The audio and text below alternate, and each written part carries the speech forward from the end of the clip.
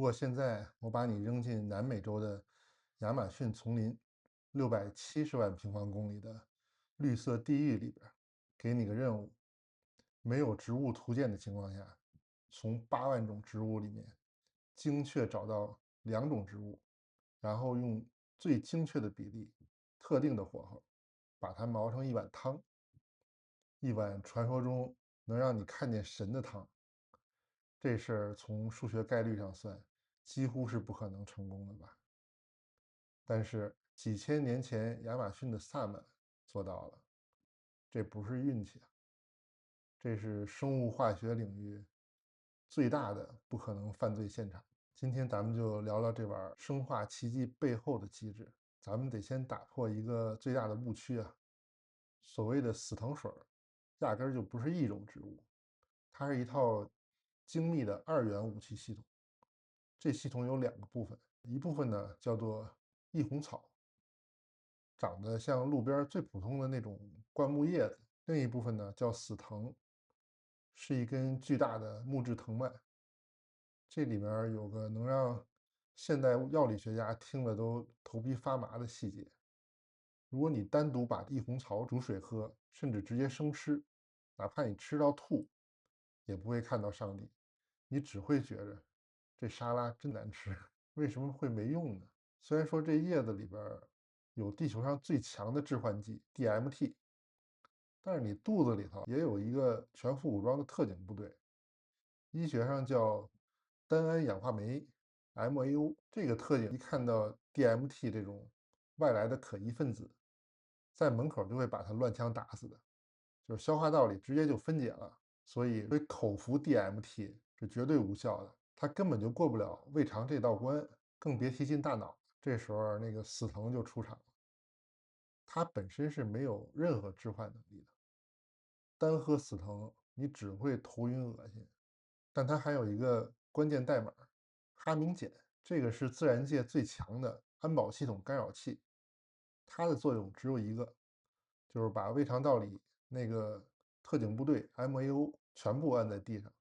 强行关闭你的生物防火墙。只有在这种时候，那个叶子里边那个 DMT 才能穿过胃肠道，通过血液进入到大脑皮层。如果没有 MAO，DMT 什么都不是。如果有了 MAO，这个死藤水就变成了开启灵界的核按钮。几千年前的亚马逊萨满不懂分子式、神经递质，不懂酶的抑制原理，那他们怎么知道必须这2种植物还必须得是这个煮法呢？这在植物学和人类学上到现在都是一个巨大的未解之谜。但我今天是要来警告你的，如果你试图通过这种黑客手段暴力破解大脑的防火墙的时候，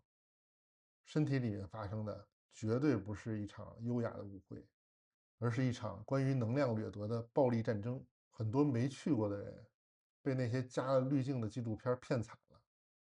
都以为喝死藤水是去参加一场灵性的音乐节呢。大家穿着那种白色的棉麻长袍，手拉着手，唱着爱与和平的歌，然后在一个充满几何图形的精美动画片里边，优雅的和宇宙合二为一。我做这期视频呢，就是要把这个幻想的泡沫戳破。当然，这也是观众克罗地亚的王博士提醒我的，就说让我讲一讲这个死藤水。如果你真去过那种正统的亚马逊仪式，别管是在秘鲁的伊基托斯，还是在巴西的阿克里，你会发现真实的现场根本不是教堂，更像是一个充满了呕吐物味道的野战医院急救室。仪式通常是在深夜举行的，会在一个巨大的圆形草棚里边，里边往往只有几根很微弱的蜡烛，甚至干脆就一片漆黑。你喝下那杯液体啊，它那味道不是苦，可以说是凶险。那是一种混合了陈年烟灰缸、腐烂树根和电池酸液的味道。然后你得经历漫长的、令人窒息的40分钟以上的等待。这个过程中啊，你绝对不会感觉到爱的，你的胃会开始翻江倒海，身体会感觉发冷，你会感觉到一种巨大的生理性的恐惧。这种恐惧感不是因为你胆小，而是因为你的底层爬虫脑会意识到，你刚刚摄入了一种能够强制关闭大脑防火墙的剧毒生物碱，你的求生本能啊，就会疯狂的拉响警报，系统被入侵，即将崩溃。紧接着呢，那个主持的萨满啊就开始吟唱了，或者吹哨，就是传说中能引导灵魂的歌声。但伴随这歌声的呀，不是天使的号角，而是你身边周围此起彼伏、撕心裂肺的呕吐声。在当地的传统里边儿，这个环节叫大清洗，这可不是喝多了酒那种呕吐，这是一种要把你那五脏六腑几十年的委屈、愤怒、恐惧，全通过食道暴力高压喷射出来的过程。还有好多人会同时伴随着失控的腹泻，你手里边抱一桶跟那儿吐，甚至需要两个人搀扶着才能爬去厕所。那一刻呀，你会极度狼狈，毫无尊严，甚至会怀疑自己是不是要死在厕所里边。等到这时候，所谓的视觉幻象才刚开始进场。在这种极度虚弱、恶心的状态下，你看到的往往不是什么神圣几何啊，往往是那种就狰狞的蛇呀、美洲豹啊，或者某种不可名状的机械体正在切割你的身体，你会感觉到自己正在死亡。这不是比喻啊，你的自我意识正在瓦解，所有的感官都在扩载，思维逻辑也在断片儿。你的大脑会得出一个无比真实的结论：这次玩脱了，我这次真要死了。所以说，死藤水不是派对，它是一场灵魂的开颅手术，而且是一场在没有麻醉剂的情况下，强行把你头盖骨撬开，把你大脑里那个自我给切除掉的手术。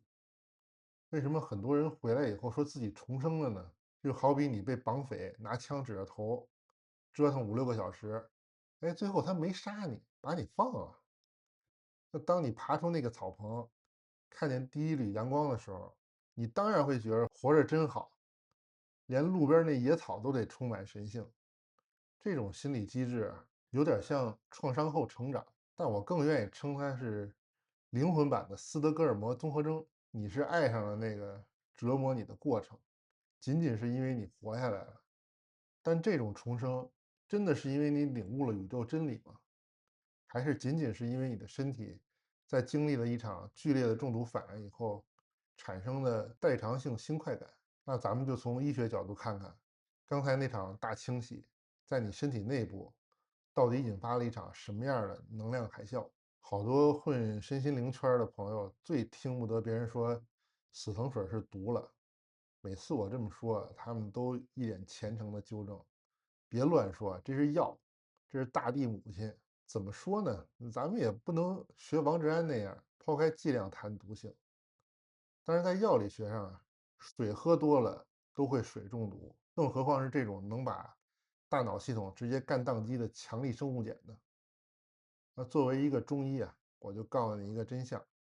这种喝下去吐得死去活来，然后脑子变得极度清晰的过程，对于咱们中国人来说，真是一点都不新鲜，甚至还有点复古。早在2000多年前啊，医圣张仲景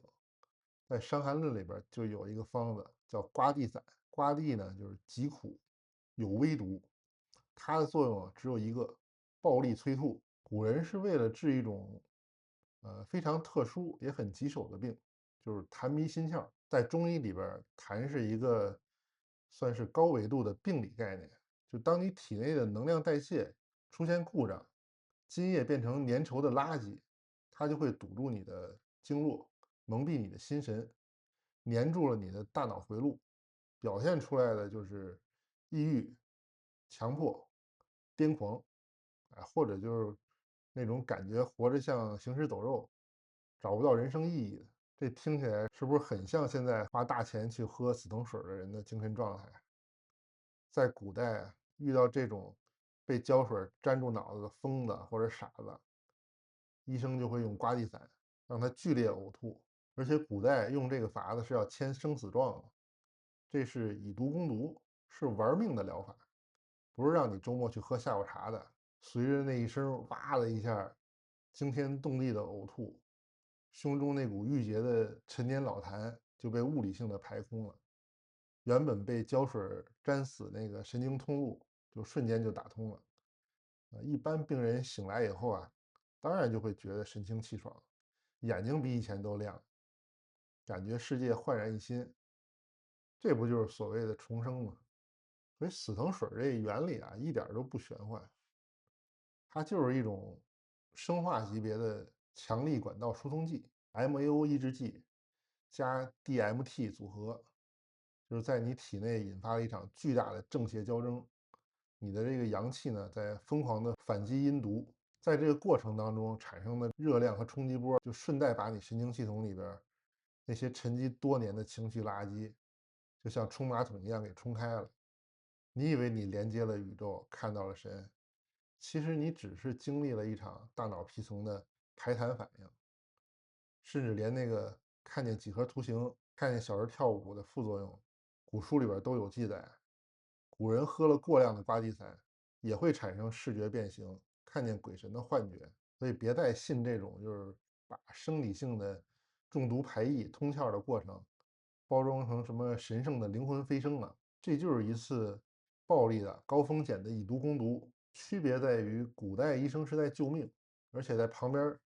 随时准备抢救。那现在的商业萨满，那是在拿你的命换快感的。如果说普通的呕吐伤的是有形的这个胃气，那死藤水带来这种所谓出体体验，伤的就是你的魂和魄。《黄帝内经》里边就说：心藏神，肺藏魄，肝藏魂。人的精神系统呢是分布在五脏里边，普通人老是魂魄经常连着用，但是从道家来看呢，魂魄是完全不同的两个角色，甚至是有点性格不合。魂呢藏在肝里边，他就像一个想去夜店里浪的富二代，他是负责你的想象力、梦境、灵感。他的性格就是轻盈躁动，总想飞出去玩，总想看外面花花世界的。魄呢藏在肺里边，他就像是那种看家的老管家，他是负责人的本能、痛觉、呼吸。他的性格是沉稳保守，唯一的任务呢就是守住这个身体，让你活下去。正常情况下，有这个意识，就是所谓的神压着，这富二代和老管是相安无事的。但是你这死藤水一进来呢，那藏肝里这个富二代就是魂啊，等于被强行一脚踢出家门了。于是你这魂就爽了，他飞到大气层外边去了，看到了宇宙，看见外星人了，觉得自己成仙了，不想回家了。但是那个负责看家那老管家就是魄呀，他还在身体里边呢。他发现魂儿不见了，那身体还正在剧烈中毒、呕吐呢，耳边还有人吹那个奇怪的哨子，你那个魄呀就会陷入一种极度的生物本能的恐慌。这就是好多人在那个死藤水仪式里边会不受控制的发抖、抽搐、惨叫，甚至大小便失禁。那不是在排毒，那是你那个魄在尖叫，家里来贼了，主人不见了，我要死了。这种状态呢，在中医里边就叫精气，或者叫魂飞魄散。正统修行啊，你比如修这个阳神，那得通过几十年的修炼，你把这个家里边修好了，能量充足啊。富二代是带着那个老管家一起坐着豪华游轮，全家移民。那死藤水呢，他就是暴力拆迁，强行把魂儿赶走了，给留下被吓疯的魄。代价就是好多从亚马逊回来的人，虽然嘴上说“哎，我充满了爱”，但是你仔细看他眼神他们往往就是那种散的聚不起来，神不守舍那种。具体的表现呢，就是晚上睡觉特容易惊醒，天天鬼压床，就是你那魄不安嘛。白天走路上总觉得有人跟着你，或者后背发凉，因为魂儿还没完全归回来呢。甚至有的人就会变得极度神经质，听到大一点的声儿都会吓一跳。这还不是最可怕的，最可怕的是，因为你的魂儿被暴力拉扯过，它就像一根拉松的橡皮筋儿，回不去原来那弹性了。就相当于你身体里边这个灵性的门锁坏了。虽然你人回来了，但这门关不严了。这时候如果灵界有什么脏东西或者所谓的负能量，想要进来串个门儿，那简直就是如入无人之境。这才是这碗汤最昂贵的隐形账单。那解释完这个魂飞魄散，肯定还有不服气的。你说的这些，我在网上都能查到，但是我真看见了，那个几何图形太神圣了，那种曼陀罗花儿旋转那复杂度，那种色彩的饱和度，绝对不是人类能想象出来的，那肯定是高维度的宇宙真理。OK，咱们可以做个简单的生理学实验，请你闭上眼睛，然后抬起两个大拇指，轻轻的压住啊，轻轻的，就是闭上眼压住你的这个眼球，不要压太使劲儿，轻轻的保持住这个压力。我数10秒，10、9、8、7、6、5、4、3、2、1，好，你看见什么了？是不是在一片漆黑中开始出现不规则的光斑？或者是像棋盘格一样的几何网络，甚至是不断旋转变形的红色、蓝色、紫色图案。恭喜你，你这刚刚没花1分钱，也不用吐，直接体验了死藤水视觉特效的低配版。在医学上，这叫光幻视，原理非常简单。你的视网膜神经节细胞呢，平常是靠光子来激活的，但是当你施加物理压力的时候，这些细胞就会误以为自己接收到了光，于是向大脑视觉皮层发送乱七八糟的电信号。你那个大脑显卡就是视觉皮层呢，收到这些乱码以后，就会试图强行解读，于是就把它渲染成那种几何图形了。啊，有些练过传统功法的朋友可能会问：哎，道家、佛家不也有看光的修法吗？比如天台宗，还有峨眉临济宗的清净皈依。没错，是有。但是如果你真是系统学过、练过的，你就知道，正统传承在入手修习的时候有一条铁律，就是绝对禁止通过按压眼球，或者你提前看这种外部光源诱导这个光感。因为你靠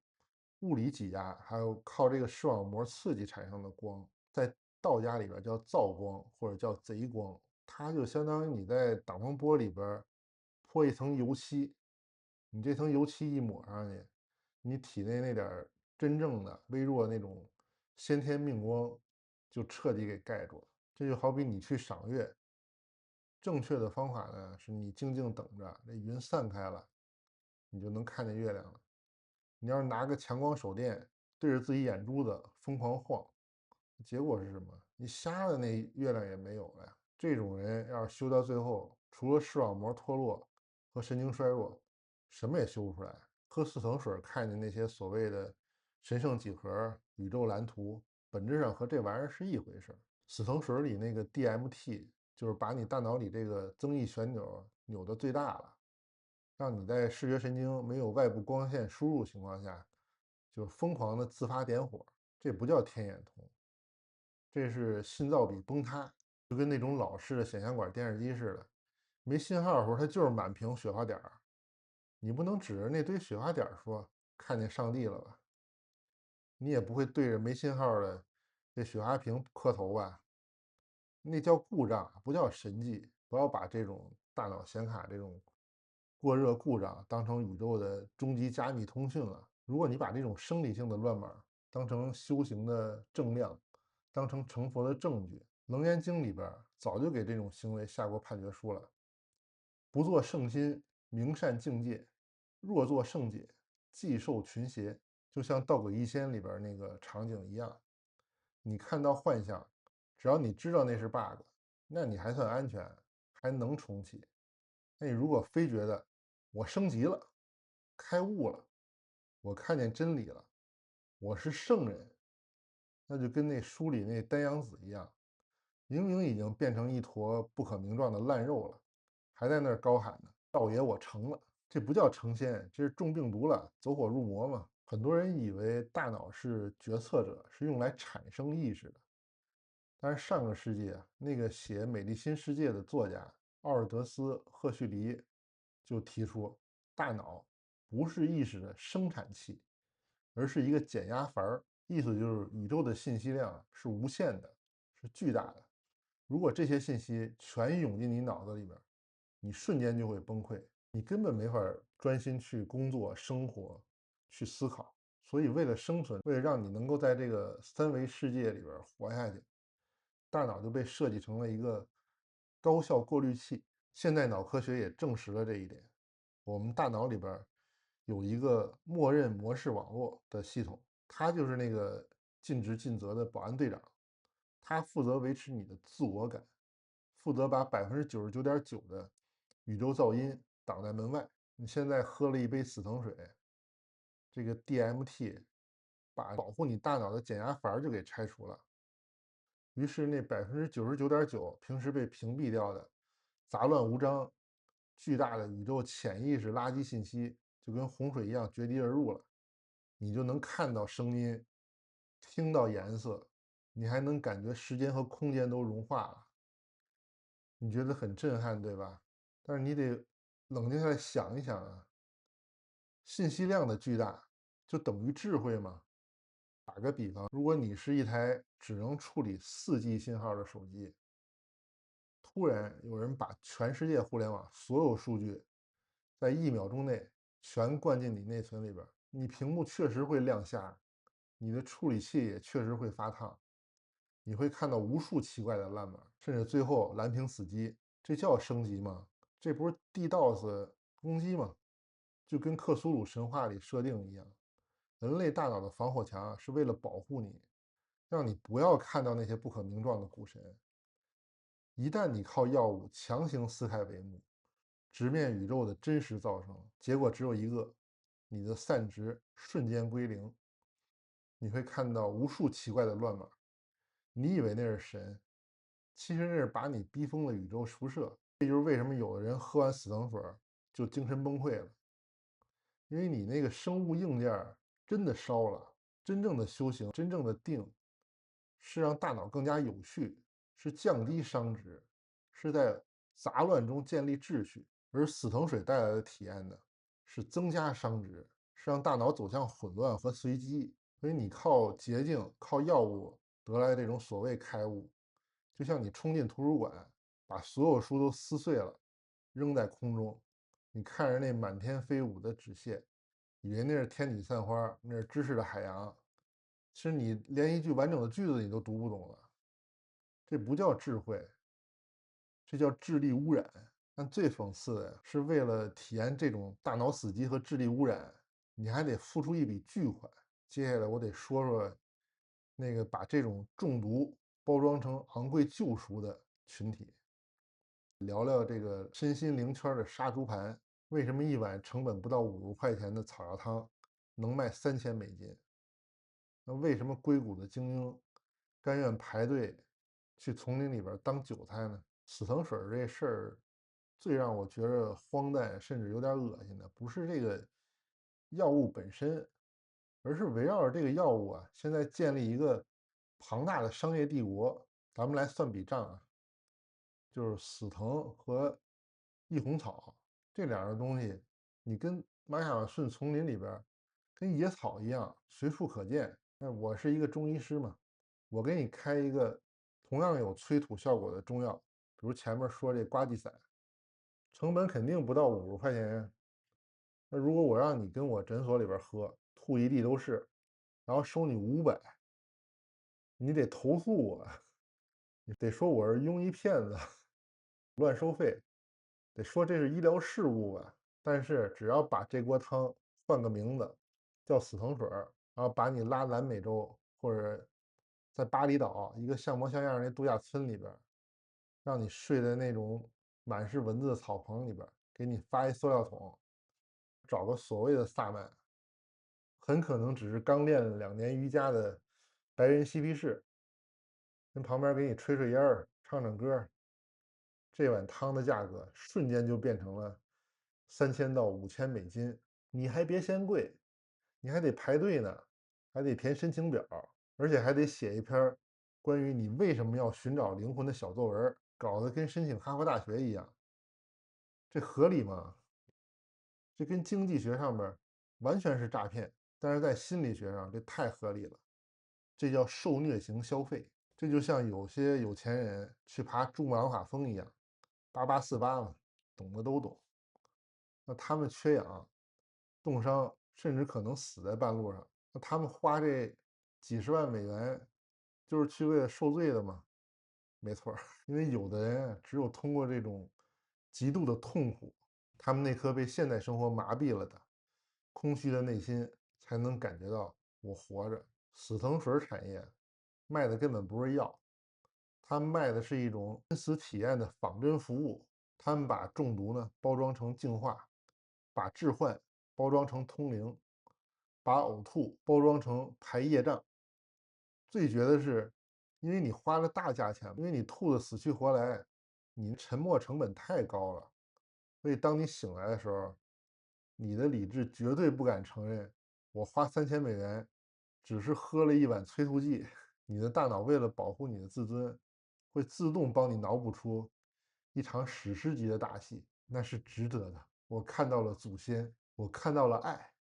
我被治愈了。这就是为什么你在油管上能开那么多网红，拍着那种滤镜很重、画面很唯美的视频，哭着告诉你他在丛林里边重生了。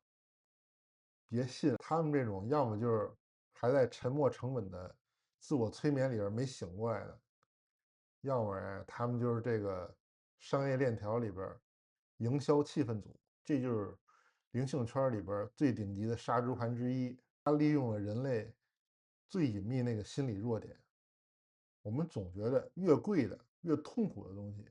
离真理越近。实际上呢，真正的道理往往是大道至简，甚至是免费的。阳光收费吗？空气收费吗？好好睡觉收费吗？如果只是损失了钱，那还算是小事儿。但是在那种丛林的黑夜里边，当你把大脑的防火墙关掉，像只待宰的羔羊一样躺在那儿时，你失去的可能不仅仅是钱。好多人一谈钱啊，就觉着太俗。我去就是为了疗愈创伤的，我就相信这种萨满。那咱们就得谈谈这个安全呀。还记着刚才说这死藤水能让你魂飞魄散，能拆掉大脑防火墙吗？心理学上这个叫自我消融。平常你的自我呢，虽然会让你焦虑，但它也是你的铠甲，它会告诉你什么是羞耻，什么是危险，什么时候是不。但是在死藤水的效果下边，这层铠甲就融化了，你会变得像婴儿一样开放，像水一样没有任何形状。你会对周围一切产生一种病态的信任感和依赖感。这时候，那个引导仪式的萨满，在你眼里边就不是一个人了，他就变成神，变成父亲了，变成宇宙的代理人了。这就构成了完美犯罪的温床。根据国外著名的致幻剂研究机构的深度调查报告，还有在网络论坛上边无数受害者的血泪控诉啊，在那个黑暗的、封闭的、充满迷幻气息的草棚里边，发生太多针对女性游客的性侵案了。好多受害者事后回忆，当时他们明明知道萨满对自己做了什么，但他们动不了，喊不出声，甚至在那一刻，他们的大脑被药力欺骗，被萨满洗脑，说那是能量的交换，是通过海底轮进行的神圣治疗。等药效退了，回到文明社会，那种巨大的羞耻和创伤才会反噬回来。这就是没有围墙的羊圈。你为了所谓的灵性体验，主动把自己剥得精光，扔进原始丛林。而那个拿着手电筒的人，你根本不知道他是牧羊人，还是披着人皮的狼。除了有形的性侵，还有更隐蔽的精神植入。当你意识大门洞开的时候，如果那个萨满心术不正，他是完全可以通过语言引导，通过暗示，把一些东西种进你的潜意识里边。这在催眠学上叫深度植入。它可以让你对它产生盲目的崇拜，可以让你源源不断的给它打钱，甚至可以控制你的心智。这就是好多去过亚马逊的人回来以后就变成神神叨叨，谁的话都不听，只听那个上师的遥控了。在中医看来，这就是引邪入宫。你本来只是想治个心理创伤，结果你把城门打开，把这个强盗请进了皇宫，这种创伤比你原来那个抑郁症要难治10000倍。所以别再把所谓的臣服挂嘴边了。在你不具备分辨能力的时候，盲目的臣服就是自杀。那为什么像硅谷大佬、华尔街精英，甚至很多顶级的艺术家，这些世界上最聪明的大脑，还排着队去丛林当韭菜呢？他们傻吗？当然不是，因为他们得了一种现代文明病，叫效率焦虑。在这些精英的潜意识里边，时间就是金钱，效率就是生命。他们习惯了用黑客思维去暴力破解一切问题。身体不行了，生物黑客，换血、吃补剂、冷冻疗法；公司不行了，增长黑客，烧钱、裂变、买量。现在他们觉得精神空虚了，找不到人生的意义了。他们想怎么办？他们不会花10年时间去打坐，花20年时间去持戒的，更不会去经历漫长的、枯燥的练心的过程。他们想要一个一键开悟的按钮，在他们眼里边，死藤水就是那个按钮。这哪是修行？这分明就是把灵性当成精神伟哥在吃。他们以为只要吞下这个红药丸，就能像《黑客帝国》里边 Neo 一样，瞬间看透矩阵代码，原地飞升成神。这是一种极度的傲慢。这种傲慢就在于他们试图用世俗世界的资本逻辑，就是我付钱，你给我结果，去强买强卖高维世界的智慧逻辑。但是宇宙底层代码不是这么写的。你想走后门，你想作弊，那就好比你在玩一个地球 online 的游戏，你不想练级，不想打怪，不想做新手任务，你直接花钱买一个无敌外挂，或者下载一个通关存档，你看着满级的属性，看着全开的地图，觉得很爽，觉得自己是个天才。但真让你去处理复杂的运算，就是现实生活中的种种磨难的时候，你那系统立刻就会崩溃的，因为你没有经历过升级的过程，你那操作水平还是零的。这种偷来的境界，不仅没有根基，而且会让你产生一种巨大的畸形的心理病变，灵性自恋，甚至上帝情节。你会开始看不起身边那些老老实实念经磕头的老太太，觉得他们太笨了，觉得只有自己才是被选中的人，是觉醒者。王教主不也说过，某些田园信徒，也就是这种傲慢嘛。那这种傲慢呢，其实就是修行的最大障碍。它会把你那个小我养得越来越肥，直到最后像个吹得太大的气球一样把你撑爆。那真正的安全的、不花钱的生物黑客技术到底存不存在呢？答案是肯定的。最后我就试着用物理概念把道家这个出神科普一下，这种方法就能自然出来了。咱们打个比方，就是我们把灵魂或者元神想要脱离业力因果、婆娑世界的束缚，想要开悟、想要出体，去高维空间看一看，就类似于在物理学上边，一个物体要摆脱地球引力束缚，达到第二宇宙速度。怎么达到这个速度呢？常见的就有2种截然不同的路径，一种就是出阴神，这往往就是专修阴神的性功为主，但对应的命功练得不够，这时候你的灵魂飞出去了，但是肉身还留在地上，这不但不爽，反而极其痛苦。那些网上面说出体很爽啊，很舒服、很自在的，都是幻象，不是真的阴神破窍神游。因为出阴神的时候，你没有带走肉身，你那个灵魂就跟一个失去了硬件保护的数据包一样。你在3维世界这个高压环境里边，没有肉身保护的灵魂是非常脆弱的。你会像一个被剥了皮的人站在暴风雪里边一样，你会感觉到处处都被压制。一阵大风，一声巨响，对你来说都是毁灭性的打击。所以我知道的练的刚出阴神的人，都是畏风、畏光、畏精，而且还要避刀兵水火的，因为这相当于是裸奔，没有物理防护层的，是需要长期的习练适应，增加定力，稳固阴神，你才能够增加这个神游的范围。另一种修炼途径呢，就不光是灵魂出窍了，它是相当于物理学的奇迹，就是爱因斯坦的质能方程嘛，E 等于 mc 的平方，就告诉我们，质量就是能量。修炼阳神本质上就是将你沉重的物质的这个肉身，通过高强度的修炼发生相变，转化成这种高频的气态或光态能量。这时候你是连人带核一起升级的，你那身体就相当于是飞船，你那灵魂就是驾驶员，二者合一，这才叫阳神。只有这样，你才能在物质世界显形，干涉物质，才能在宇宙射线里边自由穿梭。因为你依然拥有能量实体。再往上，阴神阳神合一，成就黄庭真人，在佛家呢叫正果，在基督教叫神圣转化。如果用现在计算机语言说，这就是你终于破解这个宇宙防火墙，获得这个服务器的管理员权限了。你可以跨越维度，就相当于切换服务器嘛，甚至可以获得天庭的封赏，就相当于被系统授予高级账户了。你就可以小范围的修改游戏规则。那反过来看死藤水干啥了？它既没有帮你发生肉身相变，你肉身还在那儿吐呢，也没有教你如何忍受太空裸奔、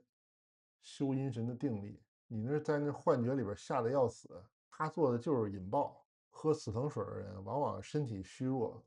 神志不清，燃料箱是空的，发射台是烂的，但你非要飞，那 DMT 就充当那种烈性炸药了，就直接把你这个发射台引爆，轰一声，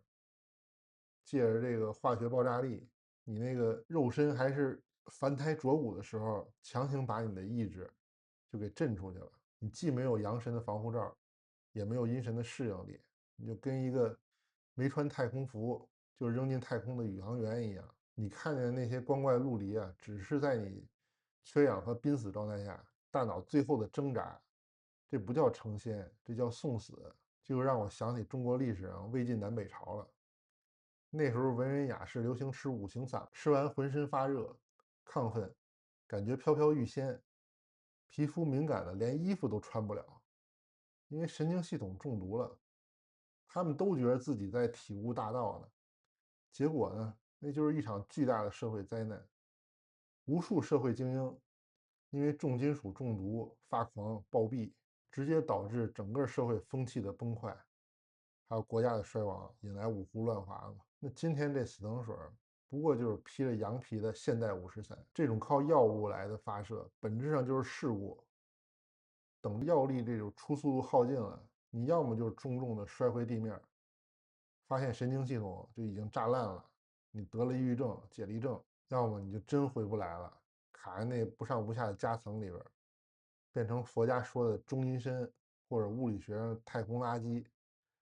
看似自由了，其实只是失控了。为什么说这种嗑药式的开悟是必死之路呢？因为物里边有热力学第二定律，一杯水如果不去加热，给它时间，它会蒸发、会变质、会散开，这叫熵增。你那房间不收拾，会自动变乱；苹果不吃，会自动腐烂。人活着就是不断的对抗衰老和崩溃。这个定律就告诉我们，宇宙的终极命运就是变成一锅均匀的、死寂的、没有任何结构的热汤。那是宇宙的舒适区，却是生命的禁区。薛定谔就说过：“生命以负伤为食。”修行呢，就是一场逆天而行的极度逆商运动。道家为什么要你守窍呢？佛家为什么要你持戒？儒家为什么要你克己复礼？这些听起来很迂腐的规矩，在物理学上面，都是在帮你建立一个高度有序、低熵的能量结构。只有你的结构够硬，密度够大，你才能在走向混乱的宇宙里边保持你的存在。那死藤水在干啥呢？很多喝了以后会哭着说：“我感受到万物合一了，我感觉我和泥土、和树叶、和风融为一体了。”那种感觉太美妙了，别自我感动了。什么东西最容易万物合一呢？死人呀！你死的时候，你细胞壁破裂了，你那分子结构瓦解了，你确实和泥土和细菌合一了，这不叫开悟，这是熵值最大化。死藤水的作用就是通过生化攻击，暂时瓦解了你的精神结构。你感觉到的界限消失，不是你维度变大了，是你的城堡坍塌了。你就像一个精心搭建的沙堡，被人一推，变成一堆沙子了。沙子当然觉得它跟海滩合一了，但是作为城堡的那个你，那就死了。真正的得道高人是能在保持城堡结构坚不可摧的同时，还能感知到大海的广阔，那叫以死身心承载大道。而你是通过毁灭身心去融入大道，这就好比我们都要去深海探险，去面对高维世界的巨大的压强。那高人是建了一个核动力潜艇潜下去，它有结构，有防护。那你是拿把刀把自己肚子捅了一窟窿，让血流进海里边，你是被溶解的。虽然你们都接触到海水了，但是一个是探索者，另一个是祭品。说了这么多，我不是想断谁的财路，也不是为了吓唬谁，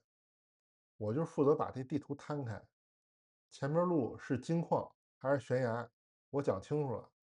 至于你跳不跳，那是你自己的事儿。如果你真渴望灵性成长，渴望看清这个世界的真相，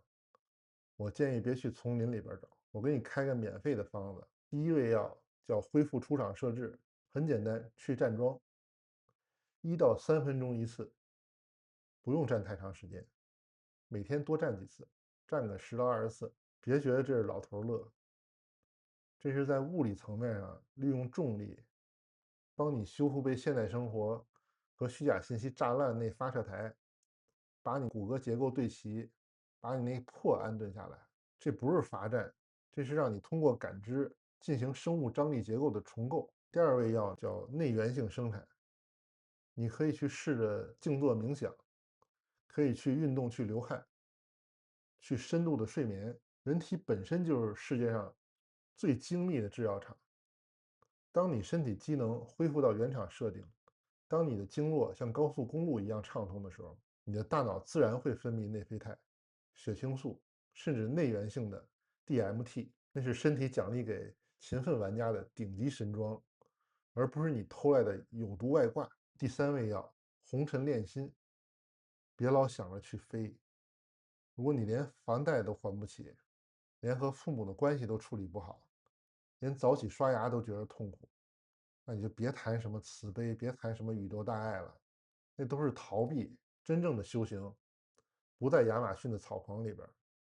就在你身边的人际关系里。大家还记着我之前讲的同义之轮吗？你能搞清楚什么是给予，什么是接触，搞清楚自己和他人的边界，